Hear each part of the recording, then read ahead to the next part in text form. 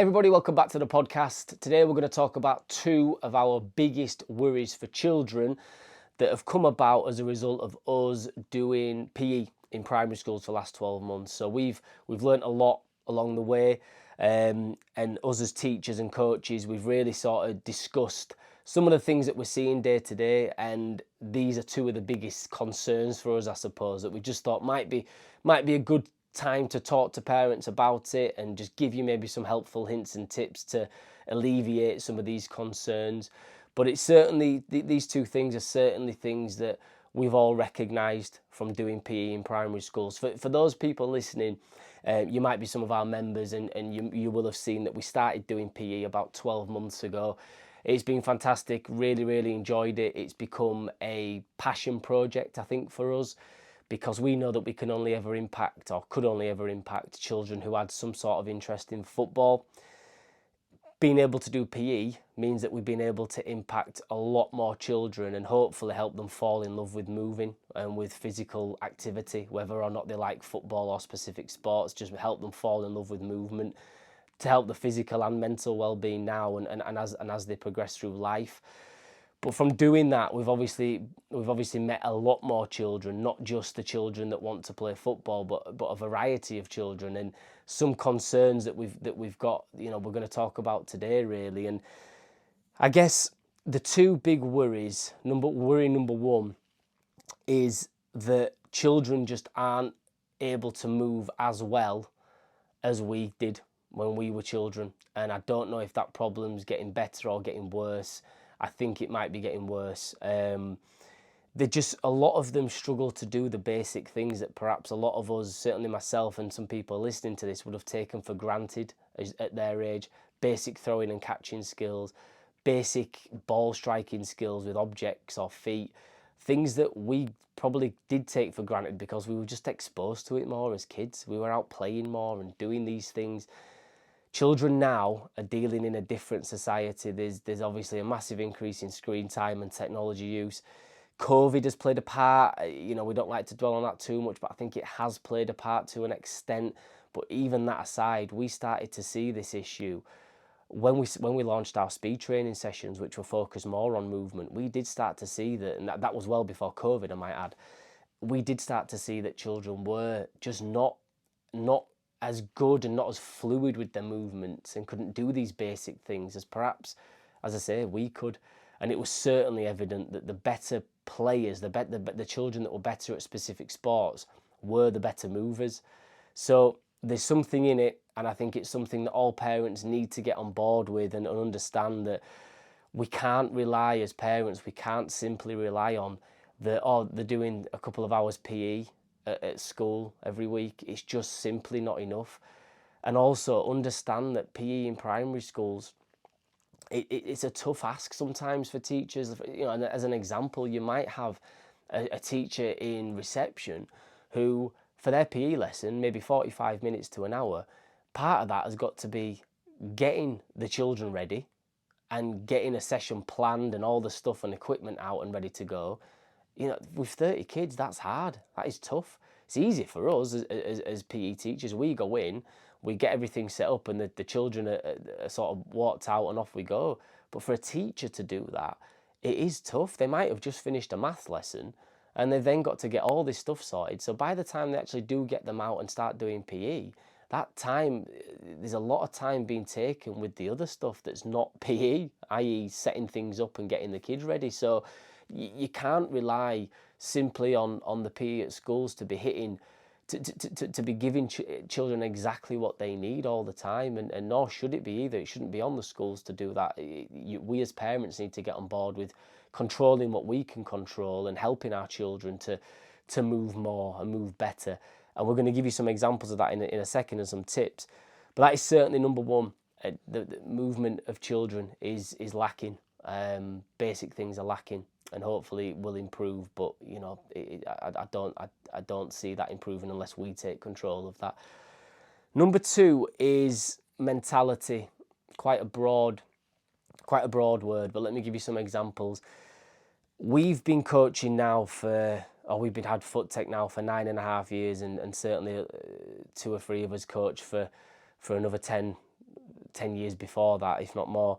And so we've seen a shift, I think, in mentality. And again, there's a society change. There is, I think, parenting has changed a little bit as well, which is maybe having an impact. But we're seeing more things like defeatist attitudes, no resilience in children, certainly limited resilience in children, a lot of entitlement, and then struggling to deal with challenge, struggling to deal with losing, with being challenged, with a bit of competition.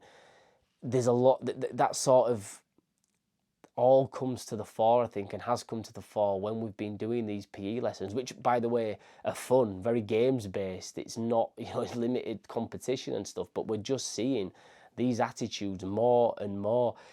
Children struggling to lose, children struggling with conflict. If one of their friends doesn't want to do what they're doing, or maybe bends the rules slightly, it's like the worst thing that's ever happened. And I think the entitlement of, they have this belief that they should win all the time and they should be number one all the time. There's nothing wrong with wanting to be number one and wanting to win all the time, but there's everything wrong with not being able to deal with losing and deal with not being number one. That's an issue, and it needs to be sorted, basically, certainly by us as parents, and helping them understand that. So the mentality side, yeah, it's been eye-opening, and it is a concern. I think children are just, whether or not it's a change in parenting, whether or not parents now, the rise of social media and stuff, we're seeing the best of everyone else. We're seeing that parents are posting about their kids and the successes they're having. So why can't we have that? Why can't we have this for our children? So maybe that is then put on the children a little bit. They should just win by turning up, perhaps. And I think, I don't know, it's starting to seep through, I think, and it is an issue, and I don't see that going away anytime soon. But again, I'd say some would argue COVID has played a part.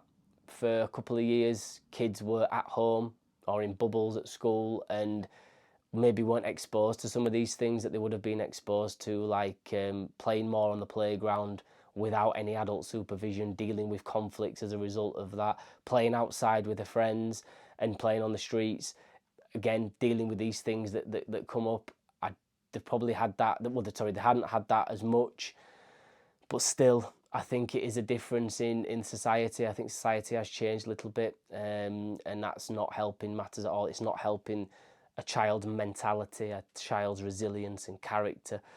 So we need to get on board and help our kids with that, really. And as I say, this has just come. This is we've probably seen this coming into the football a little bit as well, but certainly being exposed to more children who are not maybe sport specific, are not doing any extracurricular activities, you do see it more. And so the fact that we've been in coaching these children and seeing a variety of kids, not just your sporty kids or whatever, for want of a better way of putting it, we are just seeing it more and more. So what can you do? Now, this might be something that we come back to in the future. Like I say, we probably are going to talk more on this in future podcasts, but I guess just some simple things. On the movement side, get them out and expose them to more movement opportunities. We all know we have those times when we're back from work, we're tired, we're hungry, and your child might say, can we go outside and play? And it might be the last thing you want to do. You just want to sit down and eat and relax. But I think anytime your child asks to go out, we just need to say yes. We just need to get them outside. Whether it's just a kick about in the garden, a bounce on the trampoline, whatever it might be, go to the park for 20 minutes. We just need to say yes. And as hard as that can be, it's just a good way of you controlling that side of things, that movement opportunity side of things. Just get them out as often as you can. We live in England. It's dark nights for half of the year, so it becomes harder and harder for us to do that during the winter. So certainly in the summer months, at the time of this recording, we need to do it as much as possible and get them out as much as possible. But even in the winter, don't use that as an excuse. Do what you can. If it's not getting them out, it's play with them inside. Throw balls to them to catch. Set up the floor is lava in your living room and jumping on cushions and so on. Whatever you can do just to play and get them moving, it is so important, and it's going to help them in the long run. You might think it's You know, it's such a small thing, it's such a simple thing, but that's often the best. Play is how a lot of movement development happens, and playing on the park and so on. It's so simple but so effective. And us as parents, we can roll up some socks and throw it to them, get them to catch it with one hand and two hands and on one foot, whatever. Make them hop upstairs to brush the teeth on one leg, whatever it might be. Just expose them to moving more and just say yes more when they do want to get out and do stuff with you or play inside with you. I think certainly an investment in them by way of extracurricular activities. So outside of school, we can't just rely on inside of school stuff. Some schools don't allow football in the playground, for example. So you know they might just be playing out in the playground. That's fine, but if you want them to develop better movement, I'd say you need to invest in extracurricular activities if you can do, whether that's football clubs, rugby clubs, tennis, gymnastics, dance, whatever it might be. Just expose them to things and invest in them. See it as an investment in them and their movement potential, movement opportunities, sorry.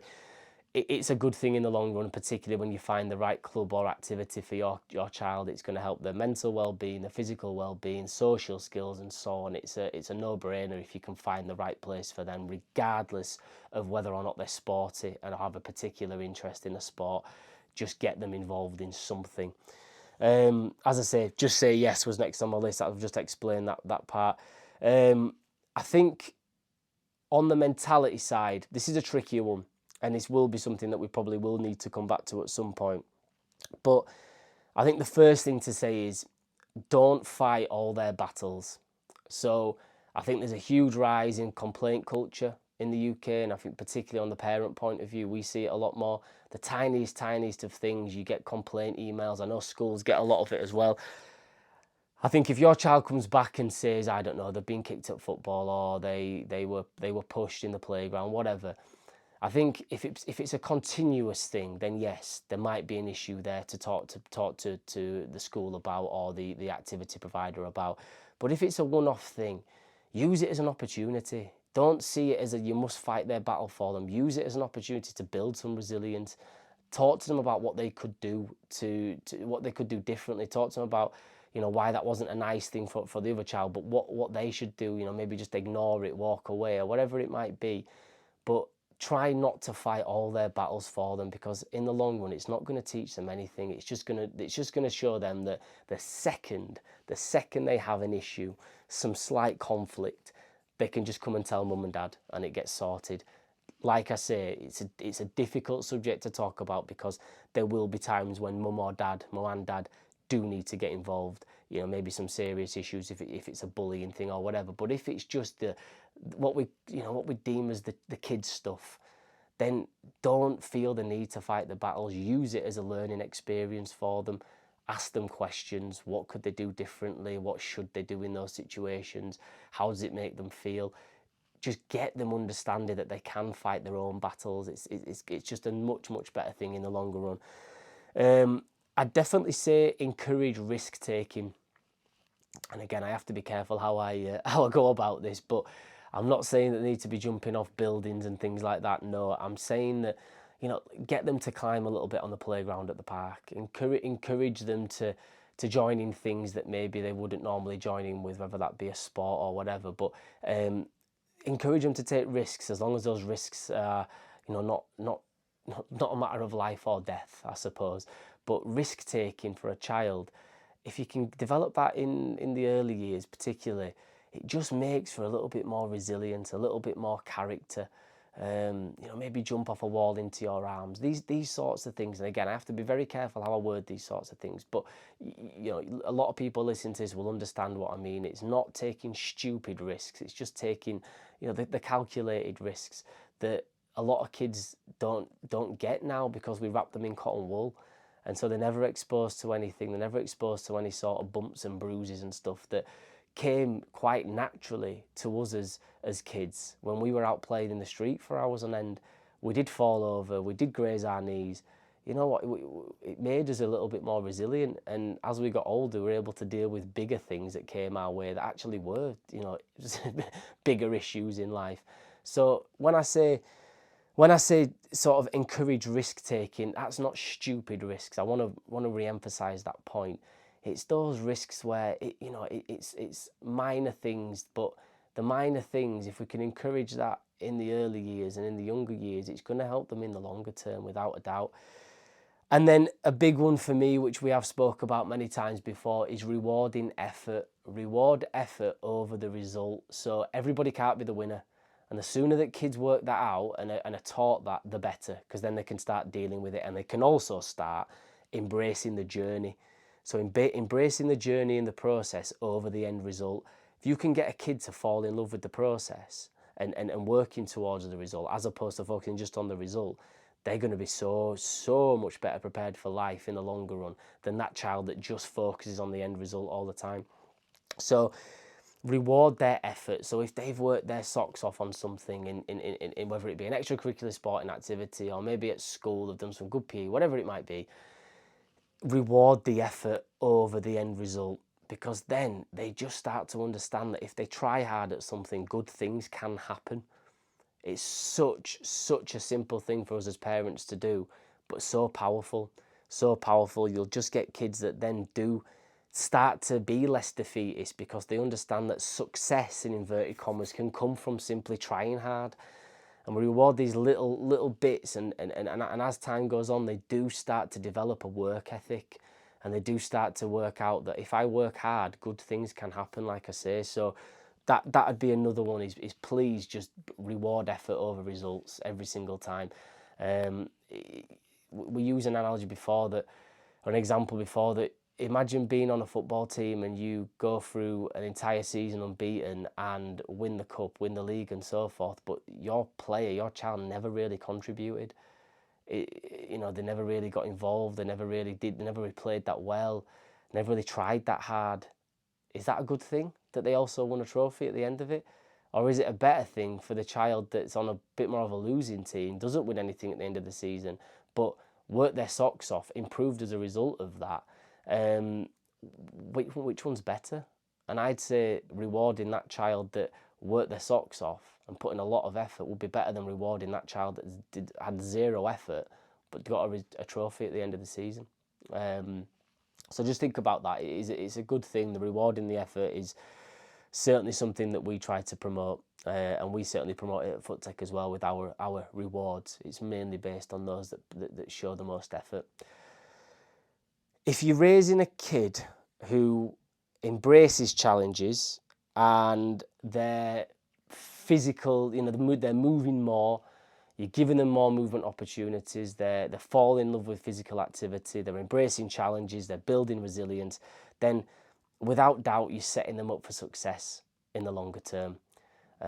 We could be conned into thinking that kids with zero resilience, zero character, can't deal with conflicts and so forth, but are maybe getting the best results in school or whatever. We could be conned into thinking that that's going to be a good thing in the longer term. But believe me, the kids that we meet that are they are prepared to take risks, they have got resilience, they have got character, they work their socks off at everything that they do embrace challenges, they're happy to deal or can deal with conflicts.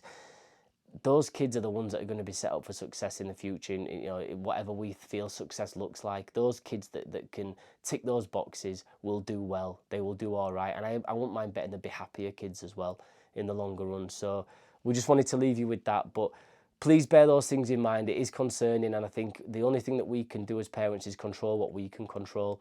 Are we giving them enough movement opportunities? Are we helping them ourselves and getting them involved in out of school stuff? And what are we doing as parents to build that mentality and resilience and character? What are we doing? What can we control? As I always say, if we can help, any advice, any tips, just get in touch. You know where we are, and thank you as always for listening.